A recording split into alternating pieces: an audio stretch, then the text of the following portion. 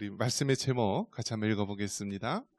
견실하며 흔들리지 말고 주의 일에 더욱 힘쓰는 성도.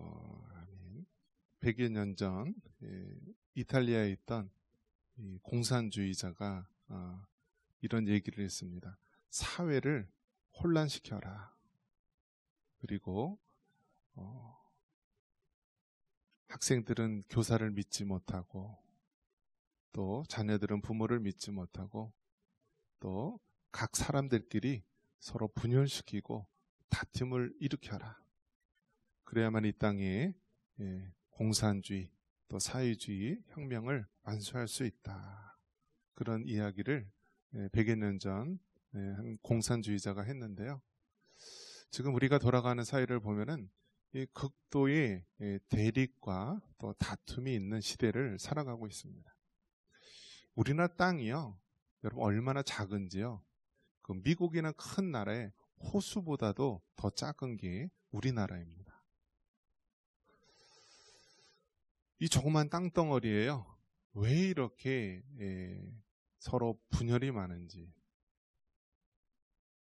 이 영남과 호남의 갈등은요, 이 정치권에서 계속해서 이용을 해먹는 단골 메뉴입니다. 여러분, 이 조그만 땅덩어리에 뭐가 그렇게 분열되고 나눠진 게 많이 있습니까? 우리는 아직도 백제시대, 신라시대 살고 있습니까? 그렇지가 않잖아요. 대한민국이라는 나라에 살고 있는데 왜 그렇게 정치인들은 그렇게 분열을 일삼는지 모릅니다. 세대 간의 갈등도 부추기고 있습니다. 그래서 젊은 세대와 이 기성 노인 세대들 간에 갈등을 부추기고 있고요. 젊은 세대는 정말 무능력하고 나태한 세대로 비춰지고, 또 노인 세대는 정말 점점 나라의 짐이 되는 사라져야 할 세대로 그렇게 치부해버리고 맙니다. 근데 이제는 또 어떤 갈등이 일어나냐면 성적인 남성과 여성의 그런 갈등을 조장하고 있습니다. 그래서 이제는요, 남성과 여성이 서로 대립하고 싸우도록 그렇게 갈등을 조장하고 있습니다. 그래서 이 정치권에서 보면은요, 이 젊은 10대, 20대 여성들이 그렇게 데모하는데 앞장서고 K-팝 노래를 부르면서 신세대 데모 문화를 하고 있다고 합니다. 또 젊은 또 20대 또 남성들은 또 그 여성들과의 갈등, 또 군대를 갔다 와도 또 군대에 따른 그런 혜택도 받지 못하고 오히려 역차별을 받고 있다라고 하면서 여성과 남성의 대립이 극도로 심해지고 있습니다. 정치권에서 어떻습니까? 나라를 위해서, 국민을 위해서 올바른 선택을 하는 것이 아니라 자기를 지지하는 층만 확실하게 잡고 있으면 다음에도 국회의원 될 수 있고 다음에도 대권을 이어나갈 수 있기 때문에 나라와 국민의 안녕은 제쳐두고 자기 지지자들만 똘똘 뭉치는 안타까운 시대가 되었습니다. 이럴 때일수록 우리는 성경 말씀처럼 내적으로는 견실하며 외적으로는 흔들리지 말고 더욱더 중심을 갖고서 하나님의 맡겨주신 그 사명을 온전히 감당할 수 있는 여러분 되시기를 주님의 이름으로 축원합니다. 여러분, 연탄하면 어떤 생각이 듭니까? 연탄. 예전에는 대부분 다 집에서 연탄을 떼었죠. 그리고 눈이 많이 오면 어떻게 해요? 연탄을 탁 던져서요, 그 미끌미끌한 그 골목길에 연탄을 던지면 어떻게 됩니까? 미끄러지지도 않고 그 가파른 경사도 오르내릴 수 있는 그런 아주 겨울철 필수 아이템이 연탄입니다. 연탄을 통하여서 온 가족, 얼마나 그 당시에는 대식구가 많이 삽니까? 5식구, 10식구 돼도 그 연탄을 탁 피우면은요, 온 가족이 따뜻하게 겨울을 보내고, 또 그 연탄불을 통하여 뜨거운 물도 데피면서 씻기도 하고. 그 연탄은 우리에게 없어서는 안 될 필수품이었습니다. 우리나라에서 석유나 가스가 나오지 않고 유일하게 강원도 태백에서 이 무연탄이 나오기 때문에 그나마 연탄은 우리나라에서 자급자족해서 나올 수 있는 그러한 자원이었습니다. 그러다가 이제는 세월이 바뀌어서요, 연탄은 천덕꾸리가 되고 이제는 다른 석유나 가스 자원으로 대체가 되었습니다. 과거에 연탄을 피우려면 뭐가 필요했죠? 번개탄이라는 것이 필요했습니다. 그래서 저도 예전에 번개탄을 가지고 연탄을 잘 불을 살렸는데요. 연탄불이 꺼지면 이 번개탄으로 이 성냥불에 불을 끄면 이 번개탄은 아주 잘 타도록 이렇게 되어 있습니다. 그러면 이 번개탄을요, 연탄집게에다 한 다음에 막 뛰기도 하고 휘젓기도 하고 해서 불이 활활 타오르면 꺼진 연탄 위에 번개탄을 구멍을 맞춰서 탁 올려놓고 그 위에 새 연탄, 검은 연탄을 올려놓고 이렇게 불을 맞추면요, 신기하게 그 연탄이 불이 타오릅니다. 그래서 연탄, 번개탄 하면 과거에 정말 우리가 삶 속에서 빼놓지 않은 귀한 삶의 물품이었고 또 정겨운 이름이었습니다. 그런데 여러분, 요즘은 어떻게 됩니까? 번개탄 하면 무슨 생각이 들죠? 여러분이 마트에서 번개탄을 사려고 하면은 반드시 주인이 물어보라고 이렇게 권고사항이 있습니다. 번개탄 무엇에 쓰시려고요? 그 무슨 뜻이죠? 번개탄을 연탄을 피우거나 불을 피우는 데 쓰지 않고 다른 용도로 쓰는 사람이 많다라는 거예요. 요즘에는 어떻습니까? 이 중고차가 싸게 나온 것이 있으면은요, 어떻게 해야 하냐면 이 조수석에 이 카시트를 살짝 올려보라고 합니다. 그래서 거기에 만약에 번개탄 자국이 있으면 무슨 차라고요? 아, 이 차는 이 사람이 극단적 선택을 한 그런 차구나. 연탄 가스 냄새가 여러분 뭐죠? 매캐한 냄새가 나죠. 근데 원래 우리가 이 연탄가스 중독으로 죽게 되는데 그 연탄가스가 뭐냐면 일산화탄소 중독으로 죽게 됩니다. 근데 일산화탄소는 사실 무취입니다. 아무런 냄새도 안 나고요, 보이지도 않습니다. 그래서 연탄에서는 일부러 황성분을 조금 넣어서요, 연탄가스가 새면은 그 매캐한 황냄새를 통해서 연탄가스가 새는구나 발견할 수 있도록 한 것입니다. 근데 요즘에는 이 연탄, 이 번개탄을 가지고요, 극단적 선택을 하는 잘못된 그러한 방법으로 사용하고 있다라는 사실입니다. 이 말은 무엇입니까? 우리가 요즘 세대가 정말 먹을 것이 부족함이 없고 요즘 젊은 세대들은 삼시세끼 못 먹는 것이 아니라 어떻게 하면은 살이 빠질까? 어떻게 하면은 다이어트를 할까? 어떻게 하면 이번 휴가 기간에 해외여행을 할까? 궁리하는 그런 세대가 된 것입니다. 육체적으로는 편리하고 풍성할지 모르지만 요즘 세대는 정말 그 정신이 병들고 연약하고 나약한 시대가 되었다라는 거예요. 그래서 이제는 서로 인터넷 커뮤니티에서 서로 어떻게 하면 자살을 권면하고 어떻게 하면 쉽게 죽을 수 있고 심지어는 와서 도와주는 사람도 있다라고 합니다. 이것을 봤을 때 이 사회가 얼마나 병들고 또 요즘 살아가는 젊은 세대들이 얼마나 나약하고 연약한지를 단적으로 보여주는 일입니다. 저는 이제 어릴 때서부터 공고를 나왔고요, 공대를 나왔습니다. 그래서 제가 어렸을 때부터 손재주가 좋아서 드라이버만 가지고 뭐 시계도 분해하고 조립하고 어렸을 때 그랬나 봐요. 그러니까 어릴 때 항상 나는 기술자가 되겠다, 과학자가 되겠다 하면서 공고 가서 공대를 나왔습니다. 그러다가 만 23살 되는 해에 교통사고로 부모님을 다 잃고 나서요, 인생의 큰 절벽에 그 벼랑 끝에 다다르게 됩니다. 내가 그토록 좋아했던 그러한 과학, 기계, 그리고 기계공학의 꽃이 그 자동차인데요. 자동차를 통하여서 가장 사랑하는 부모님, 또 가족들이 목숨을 잃게 되고 거기에 큰 딜레마에 빠져서 도저히 계속 공부를 하기 어려운 상황에 이르게 됩니다. 그러다 그 당시에 예수님을 믿었기에 어떻게 해야 되나.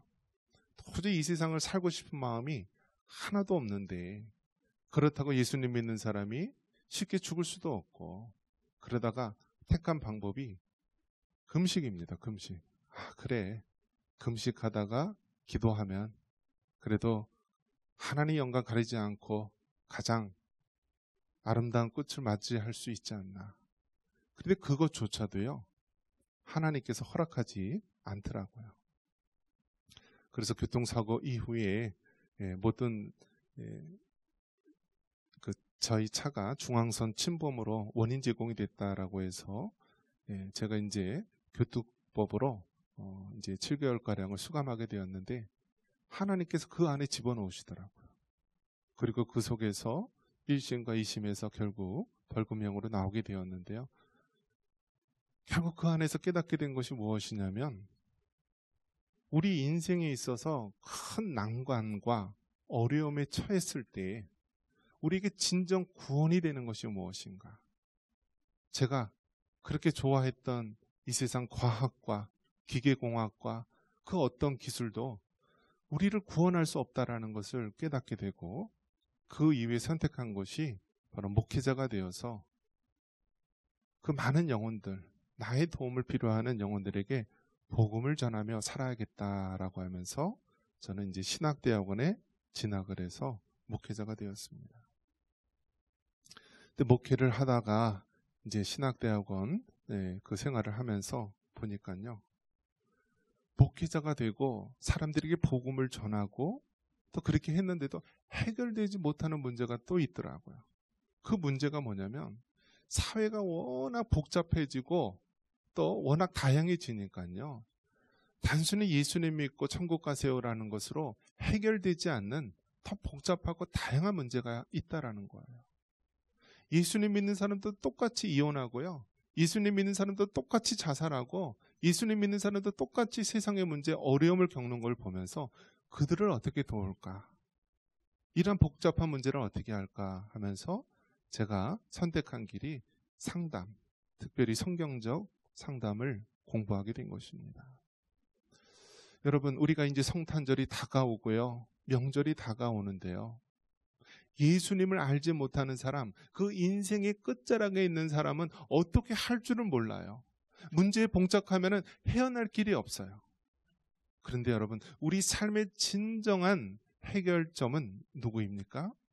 예수 그리스도임을 믿으시기 바랍니다. 성경만이 우리를 올바른 길로, 생명의 길로 인도할 수 있는 진리의 비침을 믿으시기를 바랍니다. 51절에 보니까 우리 성도를 향하여서 영적 비밀을 가진 자라고 말합니다. 우리 51절 같이 한번 읽어보겠습니다. 보라, 내가 너희에게 비밀을 말하노니 우리가 다 잠잘 것이 아니요 마지막 나팔의 순식간에 호련히 다 변화되리니. 아멘.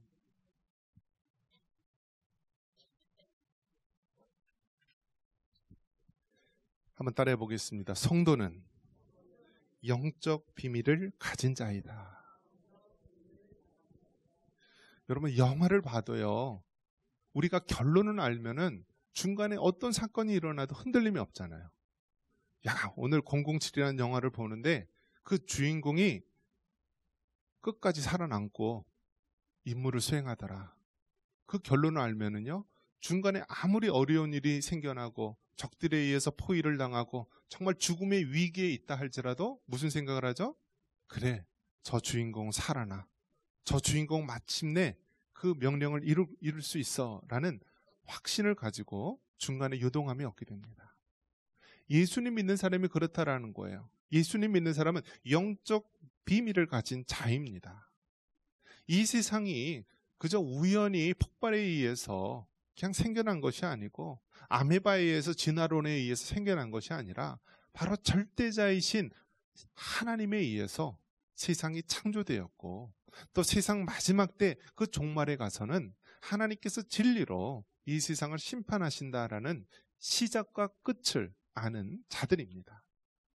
그리고 2000년 전 예수님께서 이 땅에 오셔서 십자가에 죽으시고 부활하심으로 말미암아 예수님이 부활의 첫 열매가 되었고, 우리도 부활의 소망을 가지고 산다는 영적인 비밀을 가지고 사는 자입니다. 여러분, 세상 사람들 생각해 보십시오. 세상 사람들에게 가장 무서운 것이 무엇이죠? 암일 것입니다. 죽음이랄 것입니다. 그런데 여러분, 우리 믿는 성도들에게는 어떠한 소망이 있습니까? 암이 끝이 아니고 죽음이 끝이 아니고 그 뒤에는 영원한 세상에 있다는 산 소망이 있는 것입니다. 그렇기 때문에 예수님 믿는 사람은요, 흔들림이 없어야 합니다.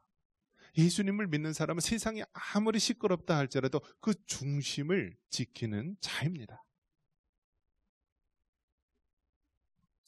요즘 사람들은 비종교적이고 친영적이라고 합니다. 한번 따라해 볼까요? 비종교적이고 친영적이다.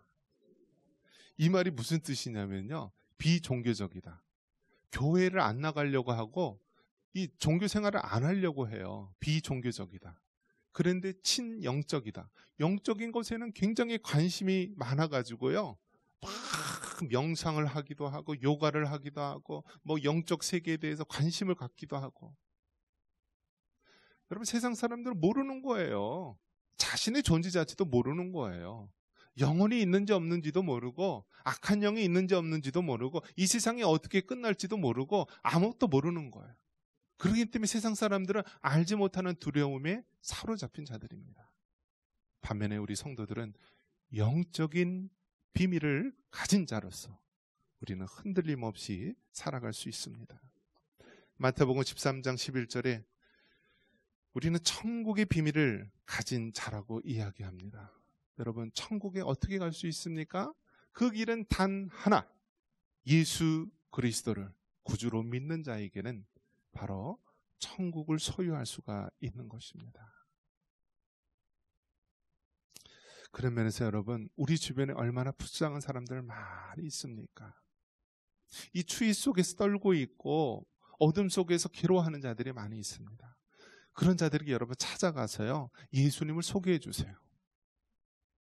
누구든지 예수님을 믿는 자에게는 죄사함의 은혜와 또 천국에 갈 수 있는 은혜를 우리에게 주셨습니다.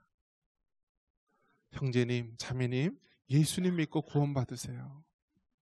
이 성탄절은 바로 하나님이신 예수님이 우리를 구원하시기 위해서 2000년 전에 이 땅에 오신 날입니다. 성탄의 은혜, 크리스마스의 은혜가 여러분과 함께하기를 원합니다 라면서 그 예수님을 소개해 줄 수 있기를 바랍니다.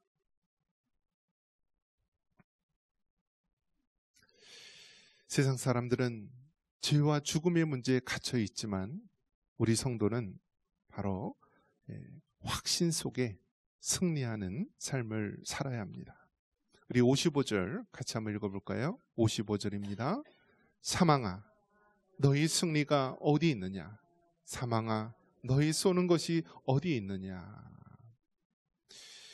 지금 러시아 우크라이나 전쟁이 3년 가까이 이어지고 있는데요, 러시아에서는 약 60만 명 정도가 사상자가 일어나고 우크라이나에서는 40만 명 정도가 사망자가 일어났다, 이런 이야기가 있습니다.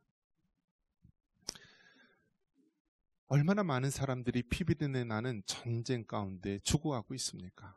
이 전쟁터는요, 할아버지 할머니들이 가는 곳이 아니라 젊은 사람들이 가는 곳이에요. 그 생때 같던 젊은 사람들이요, 이유도 알 수 없는 전쟁에 끌려가서 죽습니다. 지금 이 시대에 다른 나라에 침략해서 무슨 이득이 있습니까? 자신의 정권을 유지하고 자신의 자리를 보존하기 위해서 그러한 이기적인 그러한 지도자들은요, 젊은 사람들의 생명은 아랑곳하지 않고 그러한 전쟁을 일으키게 됩니다. 저 북한의 그 독재자는 어떻습니까? 자기의 자리를 유지하기 위해서요, 한 12,000명가량을 전쟁터에 보내는 거예요. 그리고 그에 대한 여러 가지 보상을 받겠죠. 이처럼 이 세상에서는요, 죄와 불의가 가득하고요, 그 가운데서 얼마나 많은 사람들이 죽음으로, 사망으로 고통받는지 모릅니다. 여러분, 이 전쟁, 이 사망, 이 죄 문제 어떻게 해결할 수 있겠습니까? 한 나라가 전쟁이 승리해서 해결할 수 있습니까? 위대한 지도자가 나타나서 이 모든 것을 끝낼 수가 있습니까? 여러분, 그 비밀은 단 하나. 우리 예수님만이 전쟁과 다툼과 이 소용돌이가 가득한 이 세상에서 참된 평화를 우리에게 주실 줄 믿습니다. 이 땅에 있는 죄의 문제, 사망의 문제, 모든 비극의 문제는 오직 예수님만이 해결해 줄 수 있는 것입니다. 성경은 말합니다. 우리에게 견실하고 흔들리지 말라. 주의 일에 더욱 힘쓰라고 말합니다. 58절 같이 한번 읽겠습니다. 그러므로 내 사랑하는 형제들아, 견실하며 흔들리지 말고 항상 주의 일에 더욱 힘쓰는 자들이 되라. 이는 너희 수고가 주 안에서 헛되지 않은 줄 알미라. 아멘. 여러분, 우리 성도는 영적인 비밀을 알고 있는 자입니다. 세상의 기원을 알고 있고요, 또 세상의 마지막에는 어떻게 될지 우리는 성경을 통하여서 명확하게 알게 됩니다. 여러분, 마지막 때에 우리가 살아갈 때에는 여러 가지 난리와 난리가 이어진다라고 말씀하고 있습니다. 마태복음 24장에는 마지막 때에는 이단과 적그리스도가 나타나고 기근과 지진, 전염병이 창궐하다고 말합니다. 민족이 민족을, 나라가 나라를 대적하며 전쟁이 일어난다라고 합니다. 이것이 바로 예수님이 재림하시기 전, 이 세상의 마지막 종말 이전에 나타나는 바로 그러한 표징이라고 말씀하고 있습니다. 그러면서 끝까지 견디는 자는 구원을 받는다라고 합니다. 여러분, 어떻습니까? 세월이 지날수록, 시간이 흐를수록 점점 더 살기 좋은 세상이 옵니까? 아니면 점점 신앙생활하기 어려운 시대가 다가오고 있습니까? 여러분, 마지막 종말의 때가 가까울수록요, 이 세상은 점점 악이 창궐하게 되고요, 하나님의 심판의 그 중심에 들어서게 되는 것입니다. 그렇기 때문에 하나님은 우리에게 말씀해주고 있습니다. 마지막 때를 살아가는 우리에게 먼저 내적으로 견실하라고 말합니다. 한번 따라해 볼까요? 견실하라. 우리 내적으로 견실함이 필요합니다. 요즘 젊은이들이 너무 나약해요.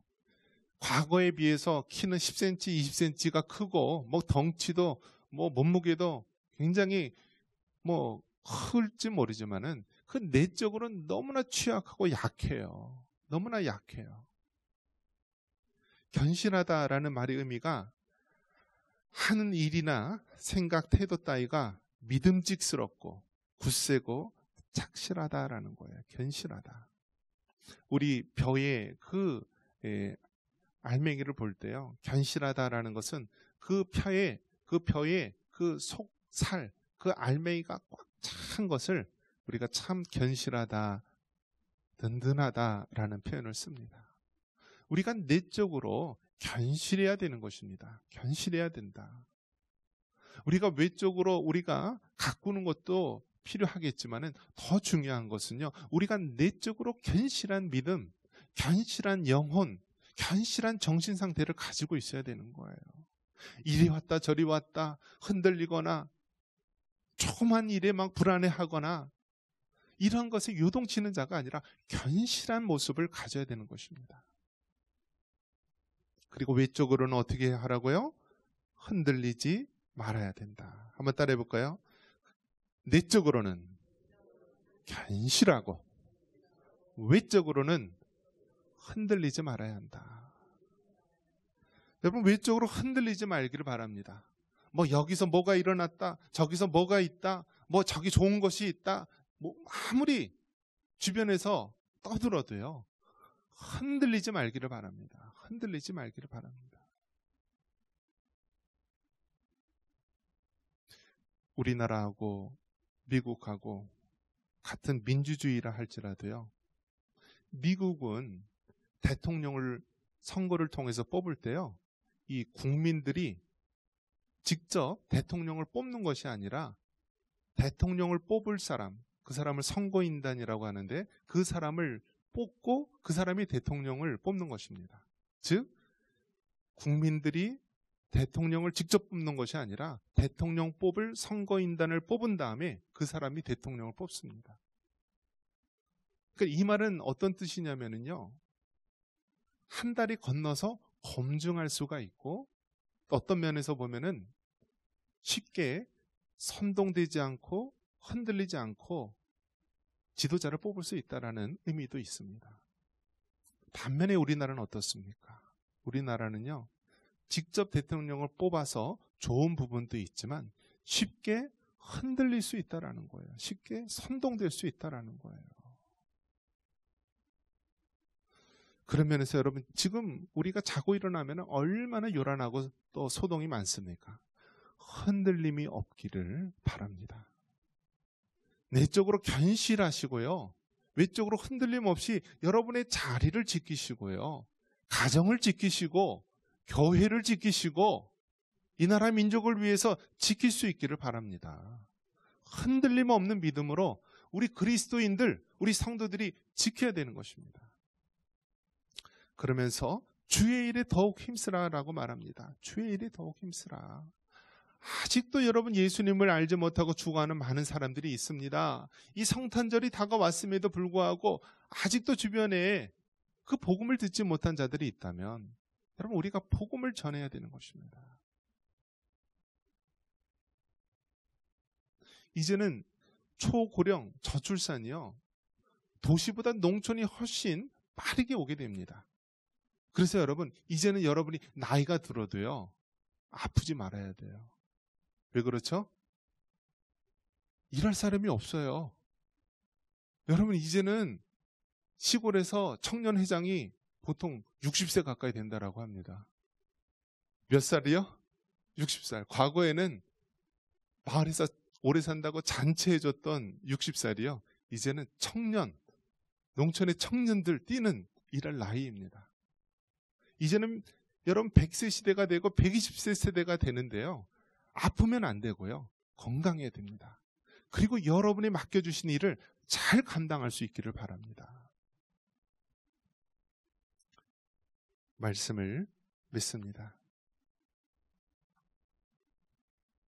마지막 때가 가까울수록 세상은 요란하지만 믿는 성도들은 견실하며 흔들리지 말고 더욱 주의 일에 힘쓸 수 있는 성도들 되시길 바랍니다. 이러한 은혜가 있기를 주님의 이름으로 축원합니다.